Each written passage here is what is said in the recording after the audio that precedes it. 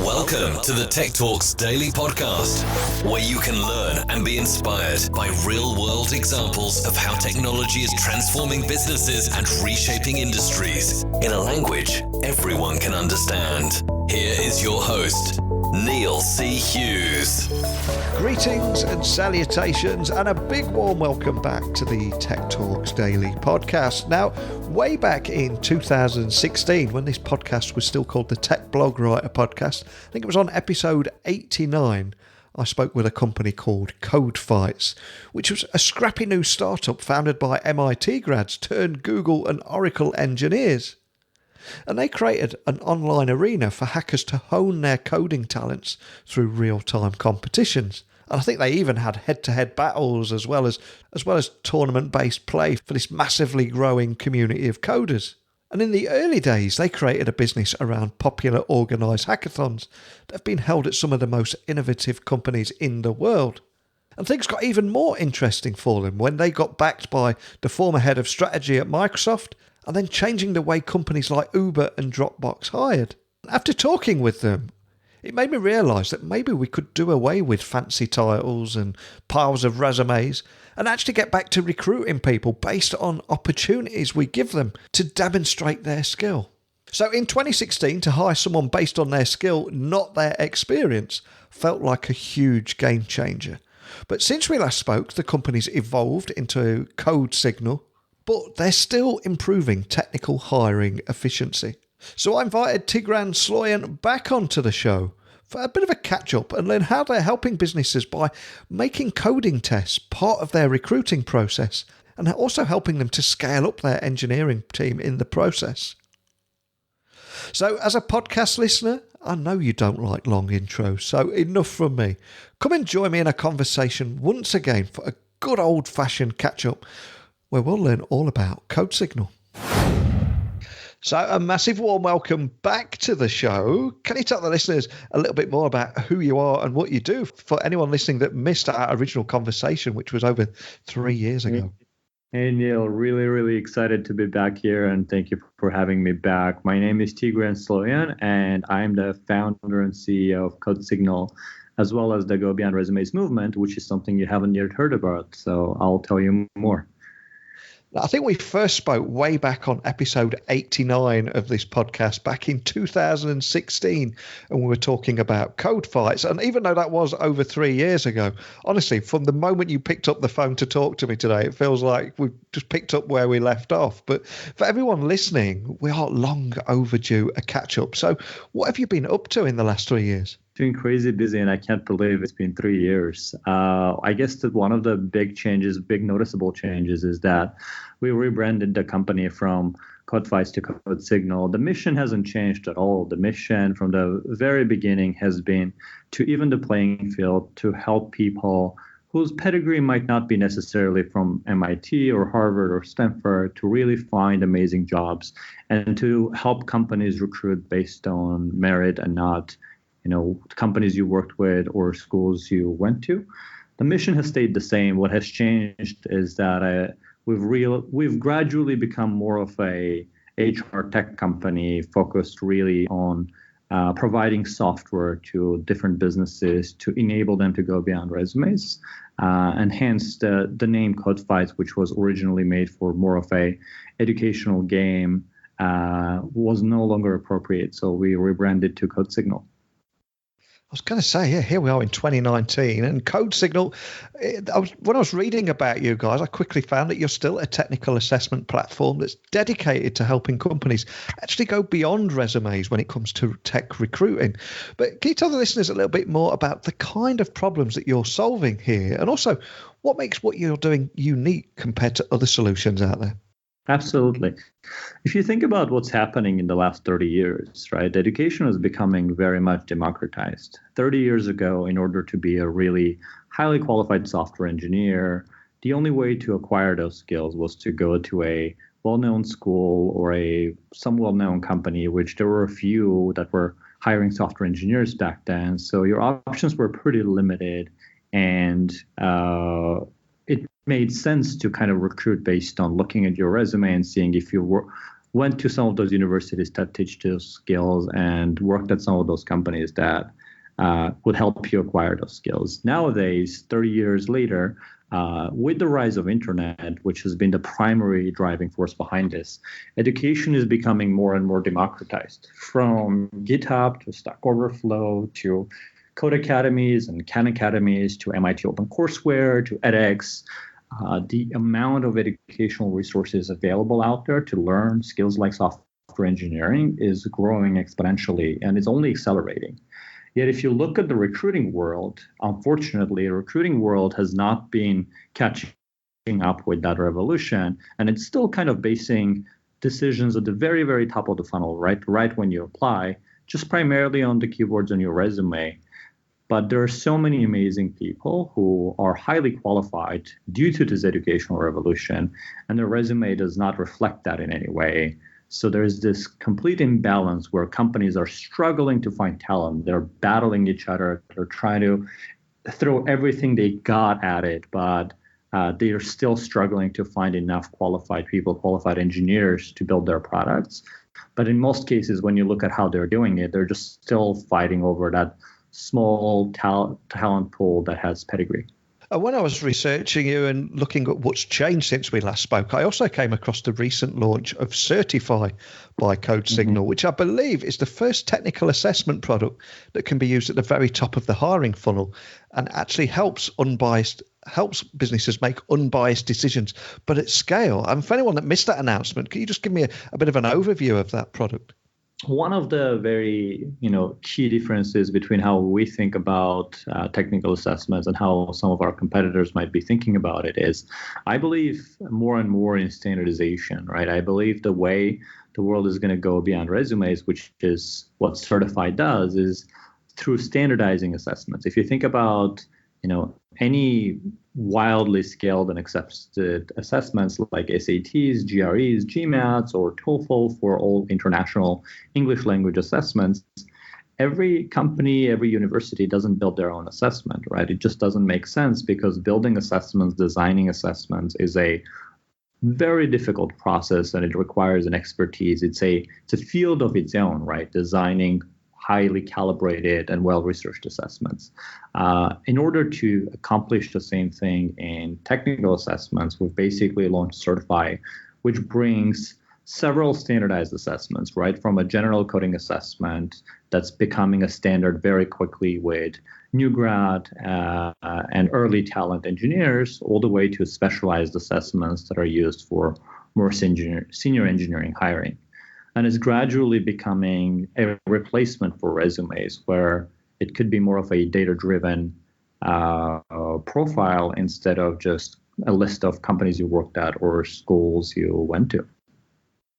And CodeSignal was also recently named, I believe, the CNBC's 2019 Up Star 100 list, which recognise up-and-coming promising startups, which sounds like an incredibly exciting honour. But can you tell me more about the story behind that and what it must mean to you? I was really excited to see that. Kind of was a surprise. So CNBC basically every year looks through thousands of startups and picks 100 that they believe are going to be the next breakthrough companies, the next unicorns, the next public companies. And it was really, really exciting to see it because the past year has been really incredible for us, actually since the rebrand and since focusing the company on more of B2B software. We've been really growing like wildfire, right? The number of customers has been multiplying exponentially, and the recognition we've been getting, it really feels like we've hit clear product market fit, and there's almost like we're barely handling all the demand that's out there. And it was really great to see CNBC recognize that. They have a lot of different channels through which they research this, from looking at your customer base, your growth rate, and how much adoption you're getting. So it was a pleasant surprise, and it's really great to see all of the hard work that the team does over here get recognized by different channels. And it really feels like an incredibly exciting time for you guys, especially for myself looking from the outside, looking in. And you've had the big rebrand, and you've also got brands such as Postmates, Uber, and eBay that already trust the CodeSignal coding score in their technical recruiting process. And I appreciate you probably can't reveal too many specifics, but do you have any use cases that you can share that will just help business leaders listening understand how you're helping people in that recruitment process? Absolutely. There is several different ways that we help companies that I can name to give us sort of a more specific idea, right? So like the number one way, which I kind of already alluded to, is that we help companies identify talent that's hard to identify. Sort of call it finding your hidden gems, right? Because these days, even if you're not a household name, you post a job, you put maybe a LinkedIn advertisement on it or something like that. You get thousands of applications, right? And then the regular process is just sit down someone or yourself and go through these resumes, try to guess your way into who are the best candidates. With our solution, you basically have them all take an assessment regardless of their background. And then you get surprised in many cases of how someone who on paper looked like they would never be qualified would ace the assessment and become your next amazing hire. That's one. The next one is around just saving engineering and recruiting time, right? Because it's insanely time consuming to do technical interviews and technical recruiting, from spending your time with candidates who ultimately end up getting rejected because of lack of technical skills, to your engineers who are clearly understaffed because you're hiring more, spending hours and hours of time doing technical phone interviews with unqualified people. So really reducing that wasted time, both on the recruiting end as well as on the engineering end, has been a huge bonus. And then on top of that, even sometimes completely replacing phone interviews, because like phone interviews can be a massive drain of resources on your technical, on your engineering team. And we've been able to, in many cases, to completely replace those with automated assessments, which are kind of sometimes called automated interviews. And that's been a huge value add. And last but not least, it's the diversity component. Unfortunately, we as humans are pre-programmed to be heavily biased, from someone's voice to the sound of their name to their background. All sorts of things cause a unconscious bias. And there's a lot of talk these days in technical recruiting space and just the overall Silicon Valley and the tech space that there's lack of diversity. We tend to hire people who look like us, who talk like us. And part of the reason is that interviews, from the get-go, we just kind of get biased, right? And from the day we look at their resume to the day we sit down in front of them to interview. So the more automation you introduce in that process, the more you find that your recruiting process becomes unbiased and helps you bring in a more diverse workforce. So I'm curious, how do you think recruitment is going to continue to evolve over the next few years? And what role do you think technology is going to play in that future? Absolutely. I think there's going to be more and more automation, and more automation is going to bring more data, and more data is going to bring more fairness, right? Because right now we operate in a state of mostly just chaos and unknown, trying to use different unreliable proxies to make decisions. And I don't think that's going to continue, because it's reaching this moment where it's just completely unsustainable. All companies keep fighting over talent, and they keep throwing just more money at it, and like salaries keep going up, but mostly for talent that has pedigree.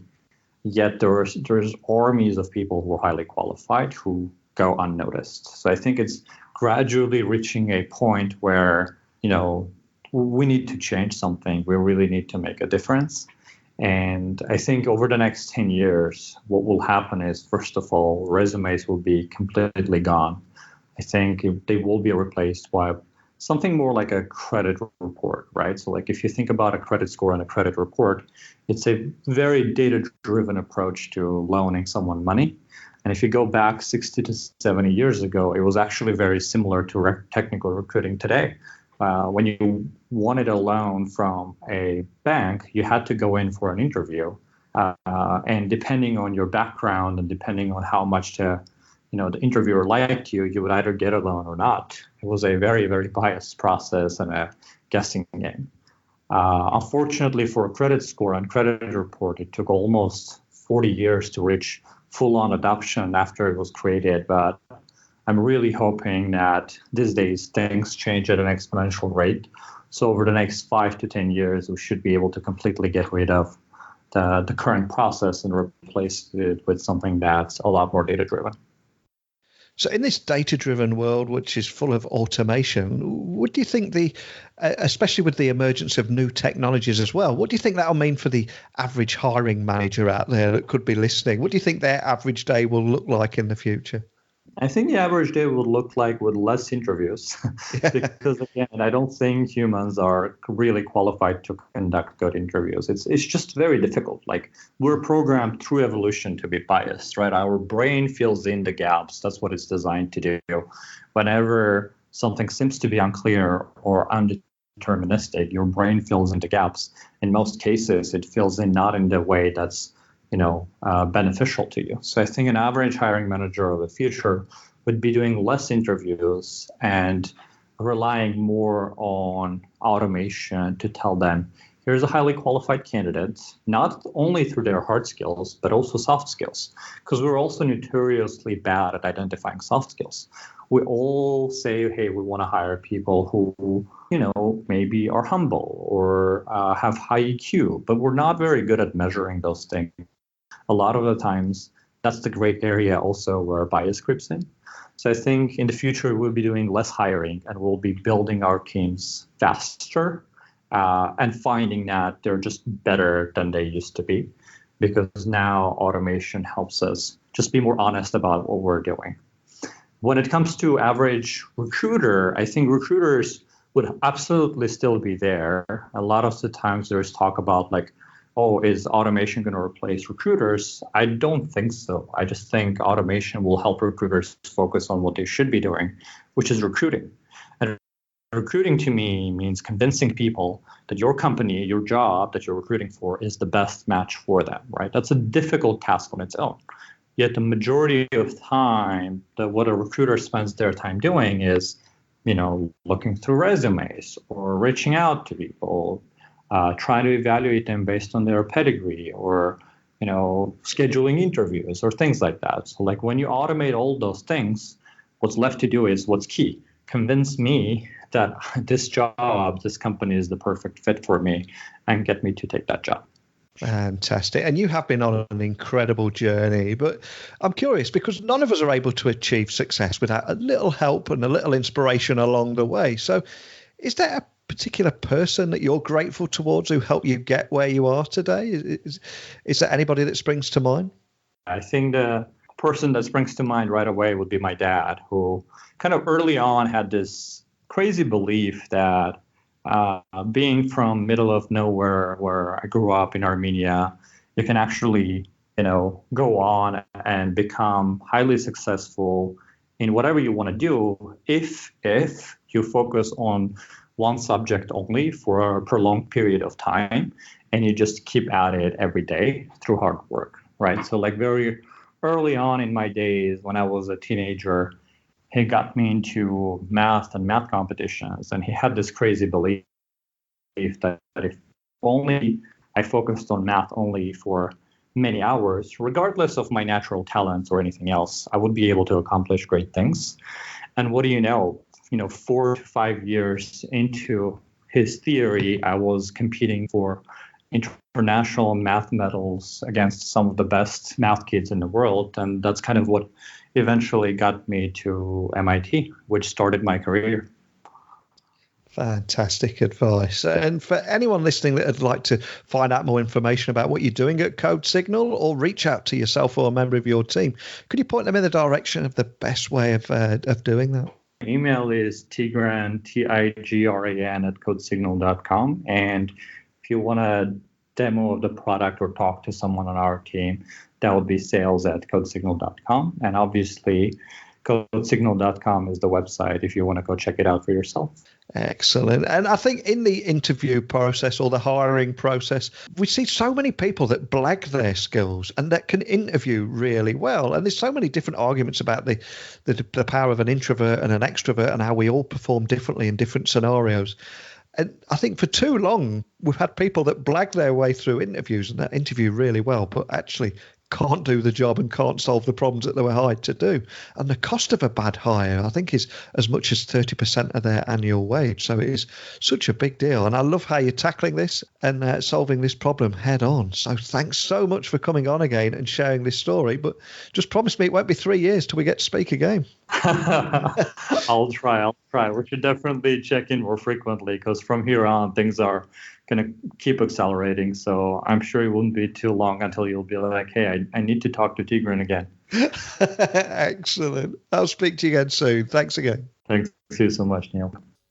Technical hiring and testing during the interview process has been called a bit of a bloodbath and often leads to mishires or because what is being tested isn't actually realistic or even relevant to the job that they're actually applying for. And I think so many businesses underestimate the cost of a bad hire. But like I said a few moments ago, I read that the cost of a bad hire can actually be 30% of the employee's first year earnings. So I love how CodeSignal are attempting to solve these tech hiring issues and enable recruiters to make data-driven hiring decisions, but based on skills candidates show through real-world coding assessments, rather than who has the strongest personality and ability to BS their way through an interview. It's always annoyed me as well how people hire extroverts who are all mouth and no trousers that seem to breeze through the interview process, where introverts who are technically brilliant often get overlooked. And of course also reducing subconscious gender, racial and educational and social economic bias in hiring has to be a great thing too. But what are your thoughts? Please email me, techblogwriter@outlook.com, tweet me at Neil C. Hughes about your thoughts on streamlining the technical recruitment pipeline. And essentially helping HR professionals move away from that reliance on traditional resumes and allow candidates to actually prove their objective proficiency in these technical coding skills. So I'd genuinely love to hear your thoughts on this one. It's something that's going to affect so many people and businesses in the tech community. But I've taken up more than enough time of yours. So you are now officially free to move on to your next podcast that you listen to or whatever it is that you do on your morning routine after listening to this podcast. But rest assured, I will meet you the same time, same place tomorrow. Do we have a deal? Whew, glad you said that. A big thank you for listening. And until next time, don't be a stranger. Thank you for listening to the Tech Talks Daily Podcast with Neil C. Hughes. Remember, technology works best when it brings people together.